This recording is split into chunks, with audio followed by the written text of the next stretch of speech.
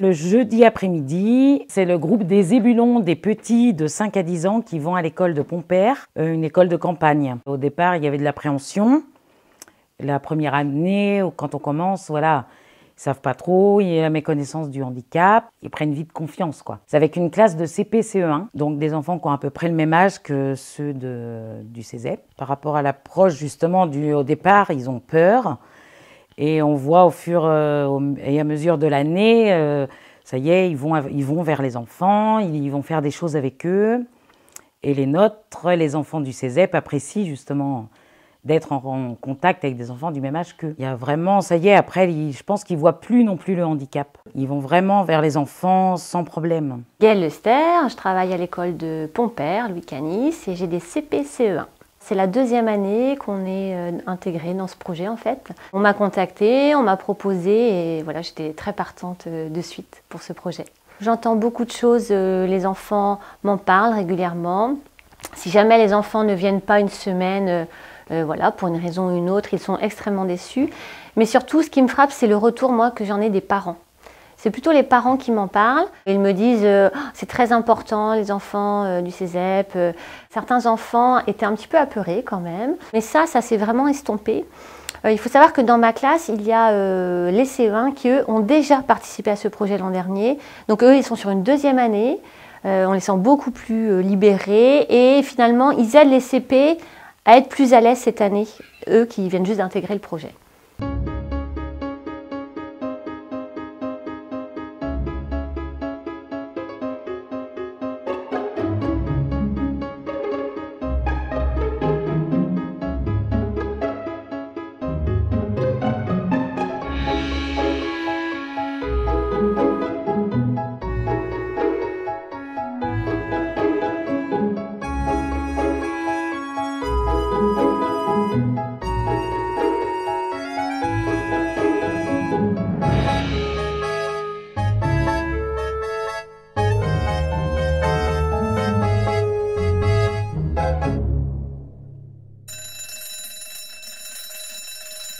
Alors du coup, moi je suis sur le groupe de Wasabi. On accueille des enfants de 10 à 16 ans. On va à l'école Jacques Prévert de CP et CE1. C'est une école de ville. On y va tous les lundis matins avec un rituel. Les enfants de l'école primaire viennent chercher les enfants et du coup les accompagnent dans la bibliothèque.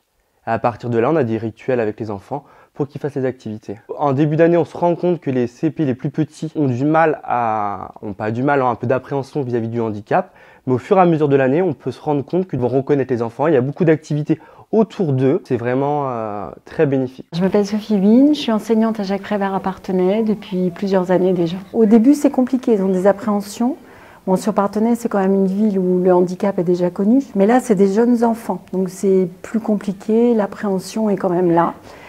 Et en fait, après, quand ils y vont, au bout d'une ou deux séances, ça se passe toujours très très bien. Et ce qui est bien chez les enfants, c'est qu'ils n'ont pas de retenue. Donc ils sont très naturels, ils posent des questions.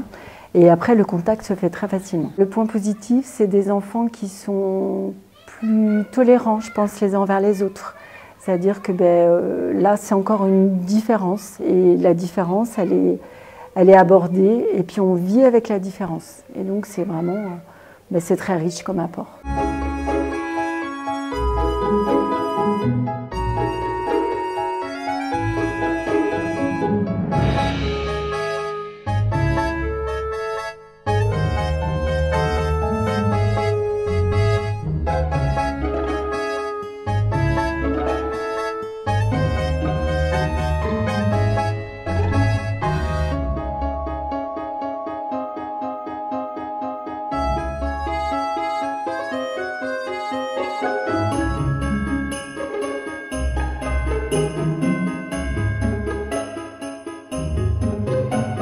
On continue à faire ces activités-là pour l'inclusion qui se suit après aussi avec le lycée pour les grands. C'est vraiment quelque chose qu'on suit du plus petit jusqu'au grand pour faire cette inclusion qui est importante pour les enfants polyhandicapés.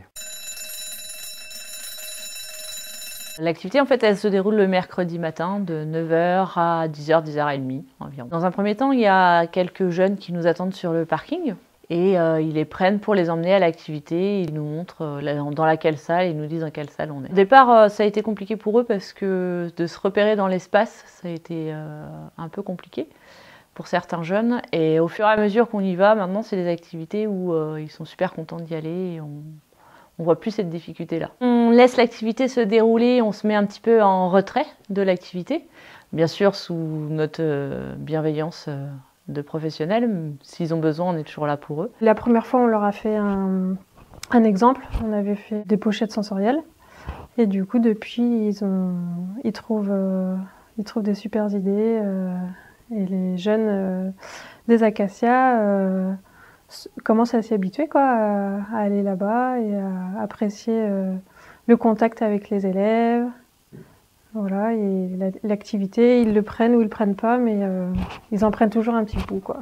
Ils font l'activité, mais de leur manière. Je me rappelle une fois, il fallait sentir des bougies. Donc ils ont joué le jeu. Au début, ils voulaient pas. Après, ils ont commencé, oui. Puis à la fin, leur jeu, à eux, c'était de balancer les bougies pour que les filles les ramassent, quoi. Vanessa Chatagno, je suis professeure en sciences et techniques médico-sociales au sein du lycée Les Grippots à Parthenay. C'est avec les premières ASSP, accompagnement, soins et services à la personne. Voilà. Et interviennent aussi les terminales ASSP. Voilà. Donc c'est les deux classes qui interviennent pour les temps du mercredi matin.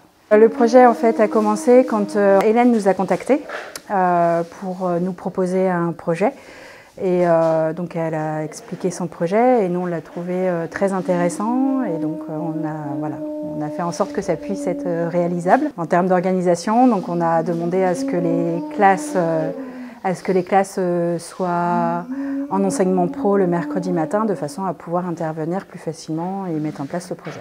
Le projet donc en fait il est très intéressant pour nos élèves de première et terminale à SSP puisque ça les met en situation d'animatrice, à rechercher aussi des activités adaptées au public. Et ça, c'est pas toujours évident. Enfin, quand on le fait sur table, en cours, c'est pas le même impact qu'en réel. Et c'est surtout aussi la possibilité de changer le regard des autres élèves au sein de l'établissement. Camille, première à SSP, l'approche est beaucoup plus facile.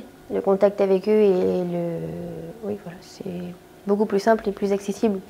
Comment tu communiques avec eux ? Par le toucher, pour qu'ils voient que je suis là, qu'ils réagissent. Et après, la parole, les gestes. Je m'appelle l'évêque Laurine, je suis en première à SSP, accompagnement soins et services à la personne. C'est toutes les semaines, tous les mercredis matins. Et on est 4 personnes par groupe. Quelle activité tu préfères proposer, toi ? Le goût, quand on avait utilisé chaque goût aux personnes handicapées ou les faire danser avec la musique qu'on a fait ce matin. La difficulté, est-ce que c'était la même comme tout le monde ? La peur et leur comportement, j'avais peur de leurs gestes. Après, non. Je m'appelle Manon et je suis en première à SSP. Tu sens un changement ? J'ai plus de communication, j'arrive plus à parler avec eux. Et puis je sais comment m'adapter, comment réagir un peu. C'est une bonne expérience parce qu'on apprend de nouvelles choses. Puis c'est pas pareil que dans les cours, on apprend plus de... C'est une autre approche. Regarde, c'est pas notre... Tu veux faire du feutre? Avec le feutre. Tu veux te mettre là? Est-ce que tu veux colorier? Regarde là. Par exemple, C'est trop longtemps. Regarde. Viens, Tu veux colorier? regarde. Regarde. Oui? Viens. regarde Esteban. Tu les colles. Appuie fort. L'autre sens. Appuie. Appuie dessus. Appuie dessus. Regarde Esteban. Jeanne. Et le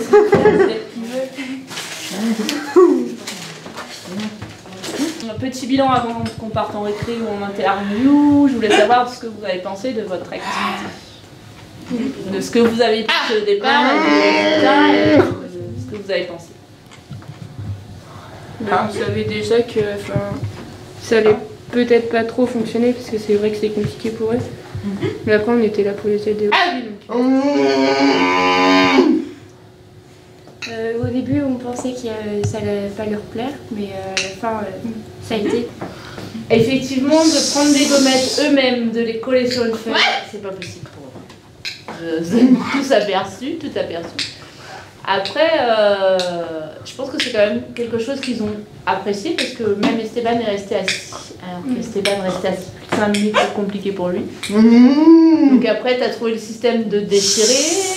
Oui, tu t'es aperçu de toi-même qu'en déchirant la feuille, ça l'éclatait.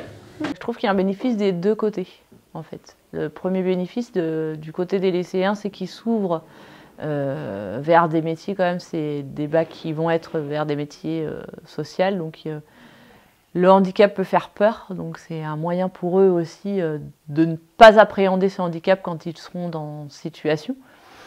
Et aussi de notre côté, en fait, ils apprennent à faire confiance à d'autres personnes qu'à leurs propres éducateurs qu'ils ont tous les jours. Et ils s'ouvrent sur le monde extérieur, sur leur vie à eux, parce qu'ils ont en âge d'être au lycée ou être adolescents ou jeunes adultes. Et ils voient aussi comment les autres peuvent réagir. Alors ce qui est intéressant, et le projet il est génial par rapport au lycée, c'est qu'on montre aux enfants dits normaux la différence, et ce qui permet d'éviter l'indifférence. Souvent les enfants qui sont confrontés avec le handicap, ils vont, en grandissant, avoir moins d'appréhension, que ce soit dans la vie quotidienne, quand ils rencontrent des gens différents d'eux, ils se retrouvent avec le fait de pouvoir aller vers eux plus facilement. Et ça leur permet d'aiguiser un petit peu, d'observer le comportement des jeunes en situation de handicap. Et c'est vrai qu'il y a toujours une barrière au début, effectivement, comment faire, comment se positionner, je ne sais pas quoi faire, tiens, il s'approche un peu trop de moi, qu'est-ce que je fais?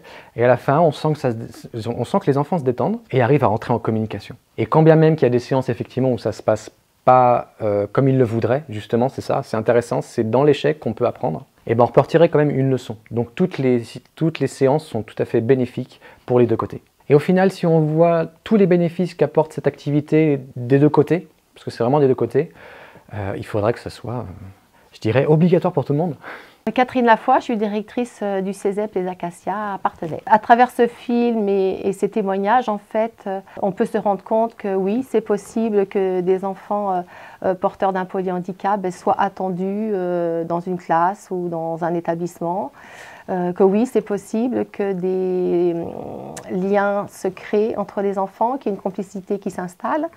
Oui, c'est possible que des enseignants acceptent de modifier leur projet de classe pour intégrer des enfants différents, souvent soutenus par des parents d'élèves qui cautionnent à fond ce projet. Certes, ce n'est pas toujours évident de mettre en place de telles activités partagées, mais on voit bien que grâce au dynamisme et à la motivation des professionnels, eh bien, tout est possible. Maintenant au CESEP, ce que nous avons encore à faire, c'est encore un long chemin pour continuer à développer des projets d'inclusion dans toutes les structures du droit commun dans lesquelles on peut retrouver des enfants.